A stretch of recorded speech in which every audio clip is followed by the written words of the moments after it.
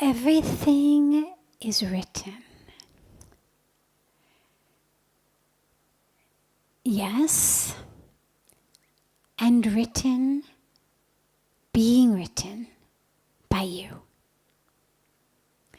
So this moment is written by all of that which led up to it. All of your past karma, your actions, the whole package deal. All of the different types of karma. There's 3 main different types of karma depending on how long they take to bear fruit. So the type that bears fruit very quickly, the type that takes a little longer, and the type that ultimately could be later in this life or in another life. That which is happening now is because of something, or a whole mix of things from the past, including things you've done, including aspects of your whole karmic package, even astrological aspects, family aspects. I mean, so much of who you are is the genes you got from your parents, right? Well, did you do that? Not directly. But when we look at consciousness and we look at karma, what we know is that you were born in that family for a very specific reason. And that reason had to do with the sum of the past karma. It also had to do with that which you needed to go through in this life. So karma is not just retroactive. It's not just that which I have now is because of that which happened in the past. Some of it is I have it because of what needs to happen for me in the future. What I need to experience, exactly what I need to learn, what I need to go through. And what specific situations are going to be those that are most conducive for my unfolding? So it's not quite as simple as just what you need to experience. You need to experience poverty. You need to experience wealth. You need to experience sickness. You need to experience longevity. It's not quite as simple as that, as the next step for you in your unfolding, in your realization of who you are, due to all of the other factors, due to this very specific, what today we would speak about as, an algorithm. Due to all of that, the experience of being in poverty, or the experience of being in wealth, or the experience of success, is a situation that's going to make you able to take that next step, that's going to help you peel back the layers better. So this moment is written by those. But your next moments are written by what you do now. That which you're doing now is writing your tomorrow, your next week, your next month, your next year. So yeah, it's written. And you're the one writing it. So we should never feel stuck by it. It's, when we speak about free will, for example, and karma and the relationship between them, it's always a yes and yes. And so what that looks like is, yes, you have absolute free will. Yes, you can write your future. You can even write your present, however you want. And there is this karmic package that it has to also abide by. So for example, I couldn't write a present or a future that said star basketball player. Okay? My karmic package at this moment is 47-year-old American female, 5'3". Okay. Now, that doesn't mean that I have less free will. I could practice basketball all I wanted. I could spend 24 hours a day dribbling. I could hang around with professional basketball teams. But if I had my mind set on the fact that that was going to be the world I was going to manifest for me, was as a player of it, I'd be disappointed and I'd be frustrated. And so this is where it's really yes and yes. So yes, we have free will. And, I wouldn't go back and say, well, it was written that I wasn't going to be a basketball player. Well, on some level, sure, because I decided to become a basketball player at 47. So up until now, all of that which I've done, consciously and unconsciously, including things like just aging, right? I haven't done that on purpose. It's just happened. But because of that, there's certain results that my exercise of free will can manifest, and certain results it can't. And even at 15 or 8, I had decided basketball player, chances are, because I was already in a karmic package that had a bone structure that wasn't going to make me more than 5'3". I have a genetic bone structure that just tends not to be particularly buff. And so even if at the age of 8 I had decided basketball, I probably could have been a pretty good basketball player, but probably not pro. I probably still never was going to get a place on some pro basketball team.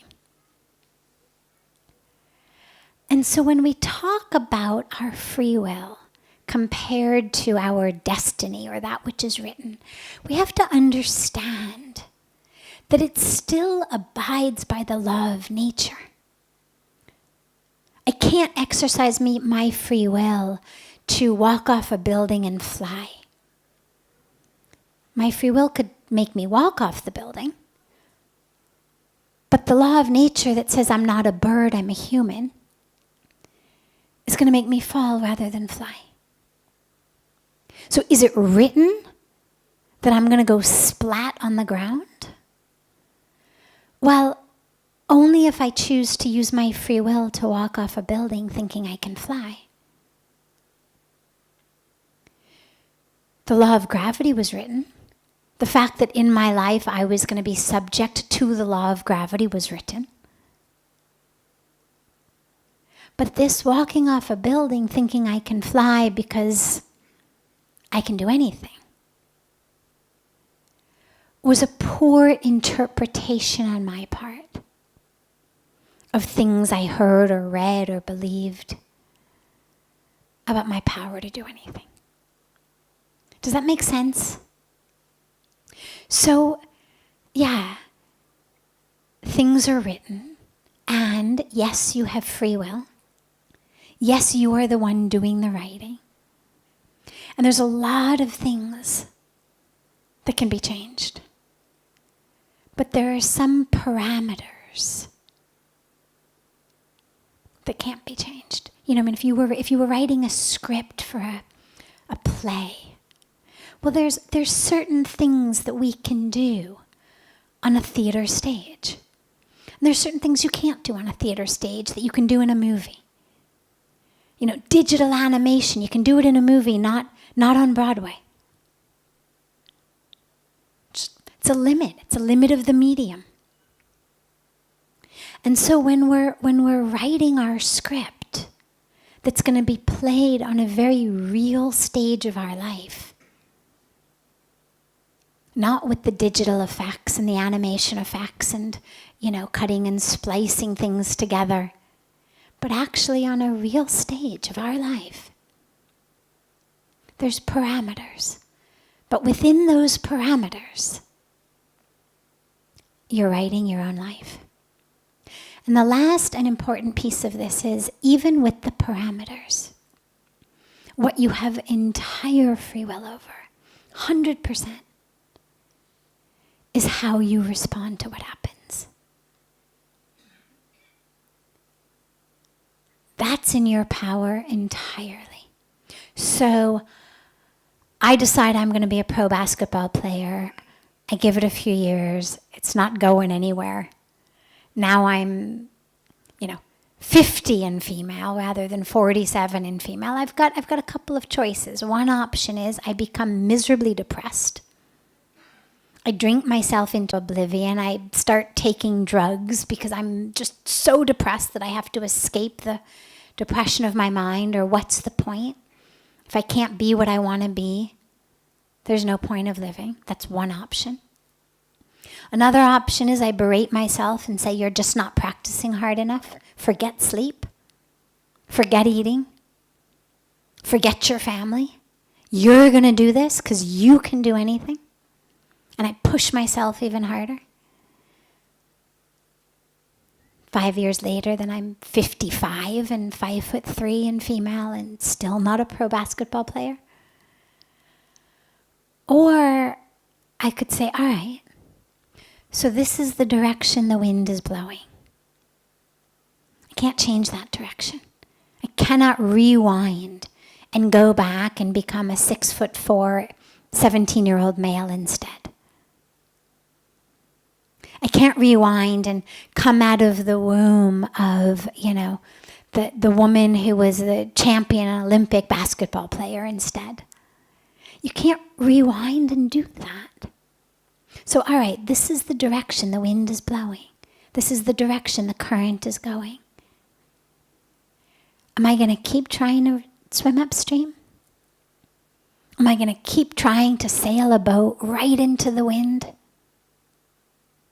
so that it takes all my energy just to stay afloat and I actually get nowhere?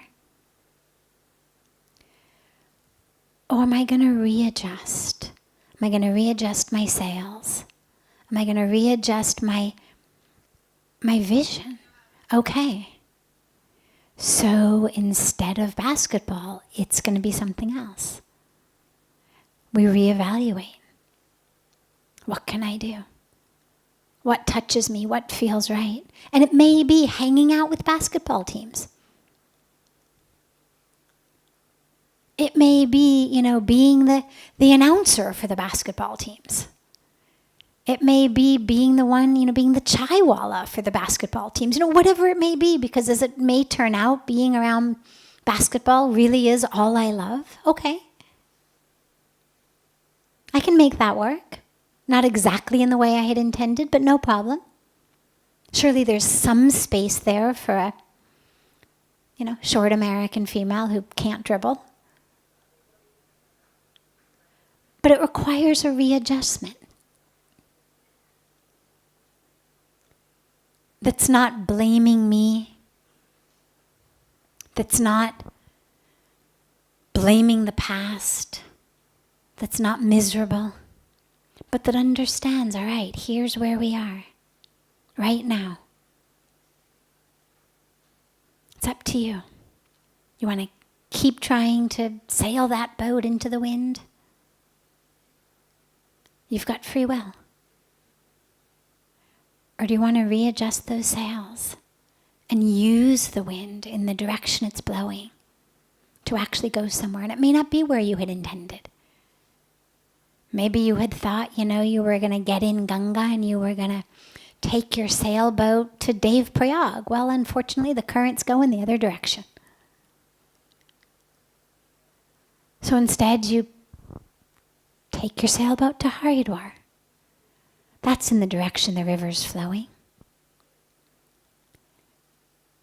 Wasn't what was in your mind. But can you find the divinity there? And if not, well then it means, all right, maybe a sailboat's not supposed to be my method of transportation. Get out of the water, get in a car. A car will get you to Dev Prayag.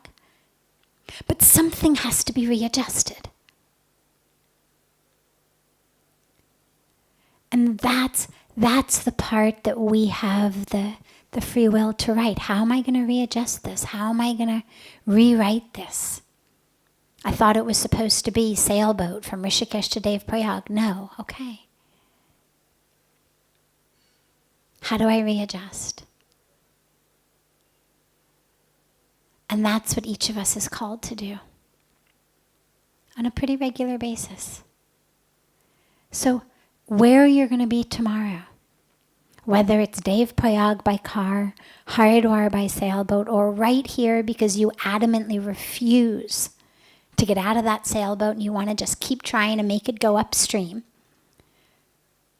So you're still here tomorrow and the day after. It's up to you.